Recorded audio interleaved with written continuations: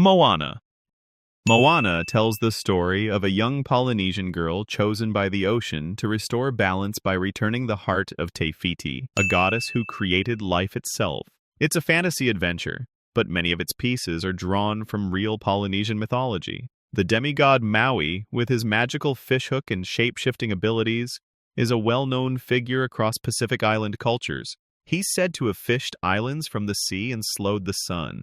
In the film, Maui is part trickster, part hero, true to many oral traditions. Te Fiti and her dark counterpart, Te Ka, are not directly pulled from one myth, but they echo themes found across Polynesian belief systems: creation, destruction, and the importance of maintaining harmony with nature. The movie also incorporates real practices: wayfinding, or non-instrument navigation using stars, currents, and birds, was central to Polynesian exploration. The film's portrayal of canoes, tattoos, and village life reflects research from real island communities. Moana's journey isn't just physical, it's spiritual. She's not rescuing the world with brute strength, but by listening to the past and trusting her connection to the ocean and her ancestors. Though Moana is fictional, it's built with care and cultural input. It introduces global audiences to traditions that existed long before the movie and will continue long after. The result is a film that feels both mythic and grounded, reminding viewers that folklore isn't just history. It's a compass for finding your way home. Coco. Coco is a celebration of family, music, and memory, but its foundation lies in real cultural traditions. Set in Mexico and centered around Dia de los Muertos, the film draws heavily from the customs and spiritual beliefs surrounding the Day of the Dead. Dia de los Muertos is a holiday that honors ancestors with ofrendas, altars decorated with candles, marigolds, photos, and food. It's believed that once a year, the spirits of loved ones return to visit. This belief shapes the entire plot of Coco. Miguel, a boy who dreams of being a musician, finds himself in the land of the dead. There, he learns that memory keeps souls alive, and being forgotten means fading into nothing. The film's vibrant afterlife is both imaginative and respectful. It uses real iconography, sugar skulls, alebrijes, papel picado, to tell a story that feels rooted in lived tradition. The concept of the final death, when no one remembers you, also comes from Mexican belief systems. In Coco, this moment is shown with quiet dignity, reminding viewers that legacy matters as much as life. Pixar worked with cultural consultants throughout production, and the result is a rare animated film that treats folklore not as a backdrop, but as the heart of the story. Coco doesn't just borrow from tradition, it honors it. Through music, memory, and storytelling, it shows how folklore shapes identity and how remembering someone can keep them with us long after they're gone. Spirited Away. Hayao Miyazaki's Spirited Away is a modern animated classic, rich with symbolism and deeply rooted in Japanese culture. The film follows a girl named Chihiro, who becomes trapped in a spirit world after her parents are transformed into pigs. She works in a bathhouse run by a sorceress, meets spirits, and slowly regains her identity. But behind the whimsical setting, many viewers believe the film reflects deeper themes from Japanese folklore. The bathhouse resembles places found in Edo period pleasure districts. The fact that Chihiro's name is taken and changed reflects a cultural warning. Those who lose their names can lose their identity or freedom. There are also strong Shinto elements. The spirits, or kami, represent nature and forgotten places. No Face, a lonely spirit who becomes greedy and chaotic, may symbolize the dangers of excess or consumerism. The river spirit, covered in sludge, draws directly from Japan's real environmental struggles with pollution. Some even interpret the film as a coming-of-age journey through modern pressures, with the bathhouse as a metaphor for Japan's labor system. Chihiro starts out uncertain and afraid, but slowly becomes resourceful and kind. She learns how to navigate a strange world without losing herself. Miyazaki has said the film is not meant to be decoded like a puzzle, but that hasn't stopped fans from drawing connections between its characters, symbols, and cultural roots. What's clear is that Spirited Away combines myth, memory, and tradition in a way that invites reflection. It's not just a fantasy, it's a layered story that mixes the spiritual and the everyday, reminding viewers that even in strange worlds, kindness and identity matter most. Princess Mononoke. Princess Mononoke, released by Studio Ghibli in 1997, is a tale of gods, demons, and the fragile relationship between humans and nature. But it's not just fantasy. The story is rooted in real Japanese history and folklore. Set during Japan's Muromachi period, 1336 to 1573, the film reflects the country's shift toward industry and centralized government. Ashitaka, the cursed prince, becomes a bridge between two clashing worlds, the spiritual forest and the encroaching human settlement led by Lady Eboshi. Many of the creatures in the film are based on kami, spirits from Japan's native Shinto religion. The boar gods, forest guardians, and kodama, tree spirits, all draw from ancient traditions. Even the Nightwalker, a towering spirit that changes shape with the sun, feels like a myth passed down for generations. The movie also echoes Japan's historical tension between spiritual beliefs and modernization.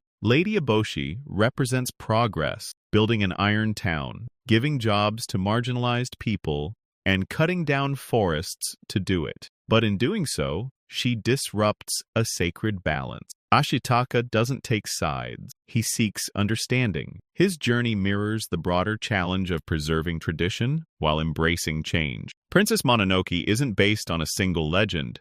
Instead, it draws from many sources, history, religion, and folklore, to build a layered world, one where gods bleed, people struggle, and nature fights back. It's not a fairy tale. It's a myth made modern, one that asks whether coexistence is still possible in a world that forgets its spirits. Peter Pan. Peter Pan is often seen as a celebration of youth, a boy who never grows up, leading the Lost Boys through endless adventures in Neverland. But behind the fantasy, some theories suggest the story carries a much deeper, more somber meaning. One interpretation is that Peter is not just a child refusing adulthood, but a guide for children who have died, a kind of spiritual figure. In this theory, Neverland represents the afterlife, and the Lost Boys are souls of children who've passed on. Peter leads them, not to adventure, but to peace. There's no official evidence that J.M. Barrie intended this reading, but it's not without basis. Barrie experienced personal loss early in life. His older brother died in a skating accident, and Barrie's mother reportedly found comfort in the idea that her son would remain a child forever. Peter Pan himself is distant from emotion. He forgets people easily. He doesn't understand sadness. That detachment can be read as a defense mechanism, or as the perspective of someone no longer connected to the living world. Even the idea of never growing up becomes bittersweet under this lens. It's no longer about fun. It's about being frozen in time. Of course, the story can still be read as a fantasy about childhood freedom, but for some, the tone and background suggest something more reflective. It's a tale not just about flying, but about letting go, and that makes Peter Pan a rare kind of story, one that's playful on the surface, but under closer look, shaped by grief, memory, and the strange magic of loss. My Neighbor Totoro. My Neighbor Totoro is often described as one of the calmest, most heartwarming animated films ever made. Released by Studio Ghibli in 1988, it follows two sisters, Satsuki and Mei, who move to the countryside and encounter a gentle forest spirit named Totoro. There's no villain, no high-stakes battle, just a peaceful look at childhood, nature, and imagination. But over the years, fans have noticed subtle moments that suggest something deeper. A theory emerged online connecting the film to a real event known as the Sayama Incident. In 1963, in Sayama City, Japan, a young girl went missing, and her older sister was closely involved in the events that followed. It was a tragic and widely publicized case. Some viewers believe Totoro quietly mirrors parts of that story. Mei disappears partway through the movie. Satsuki searches for her in a growing panic. When the girls are reunited, a few fans noticed their shadows no longer appear in some scenes. In the final moments, instead of visiting their mother in the hospital, the girls watch from a tree outside. This led to speculation. Is Totoro more than a forest spirit? In Japanese folklore, a shinigami is a spirit associated with death. Some wondered if Totoro and the cat bus are symbolic of that passage. Studio Ghibli has denied the theory, saying the film is about childhood and nature. Still, the discussion remains one of the most persistent in Ghibli circles. The film's gentle mystery continues to spark quiet questions. Maybe that's part of its charm. Like Totoro himself, it invites you to look twice at what you thought was simple. Coraline. Coraline is a stop-motion fantasy about a young girl who discovers a hidden door in her new home. On the other side is a seemingly perfect version of her life, complete with cheerful parents and delicious food. But there's a catch. Everyone has buttons for eyes, and the longer she stays, the harder it is to leave. While based on Neil Gaiman's book, Coraline draws inspiration from older folklore, particularly the Slavic myth of Baba Yaga. In those tales, Baba Yaga is a powerful witch who lures children into her home, often using food or comfort before revealing her darker intentions. Like the other mother in Coraline, Baba Yaga offers warmth but hides danger. The other world mimics Coraline's wishes, then begins to control her. The other mother, or beldam, becomes increasingly possessive and frightening. She demands Coraline give up her eyes, essentially her identity and autonomy. This ties into a classic theme found in many old cautionary tales. Be careful what you wish for, and don't trust gifts from strangers. The story also reflects parental absence. Coraline's journey isn't just physical, it's emotional. She learns to recognize false comfort and stand on her own. Visually, the film uses Victorian influences, creepy dolls, and handmade textures to build its world. The buttons for eyes detail is both simple and deeply unsettling. It's not violent, but it's psychologically sharp. Coraline succeeds because it blends modern storytelling with ancient warnings. It tells kids and adults that some doors are better left closed, and that bravery isn't about fighting monsters. It's about saying no, seeing clearly, and walking away. Frozen.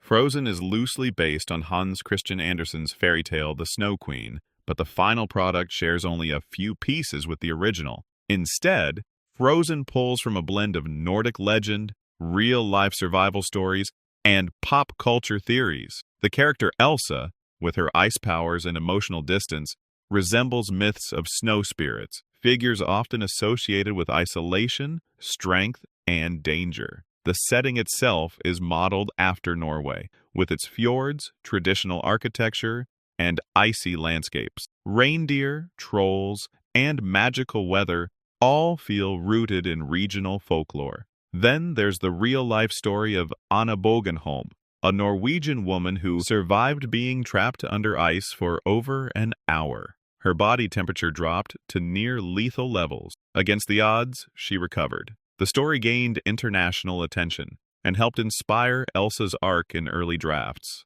Another fan theory suggests the movie connects to other Disney films. Some believe Elsa and Anna's parents were on their way to Rapunzel's wedding when their ship sank, and that they later became Tarzan's parents.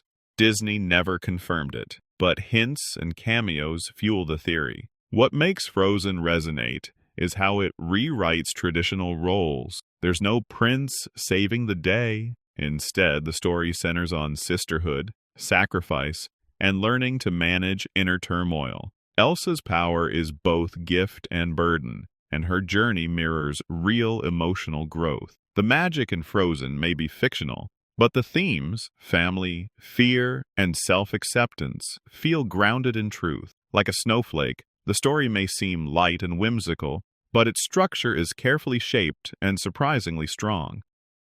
The Hunchback of Notre Dame.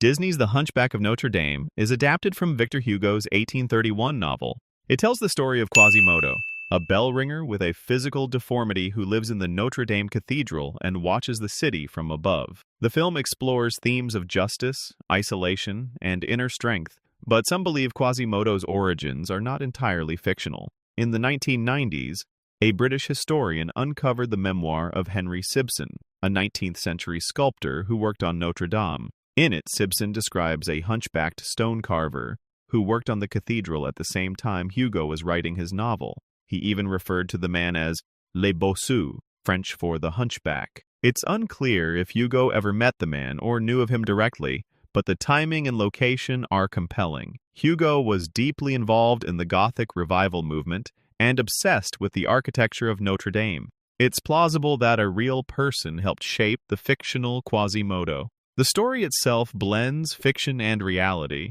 The cathedral is depicted accurately, and many of the social issues, corruption, fear of difference, and power abuse, are drawn from Hugo's observations of French society.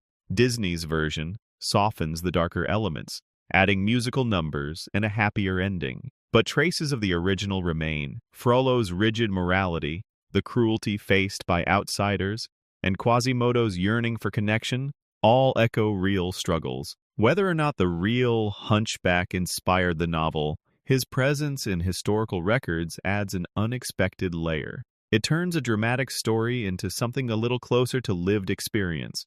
Less fairy tale, more echo from the past. Thank you so much for watching this video. Be sure to comment which story you thought was the most interesting.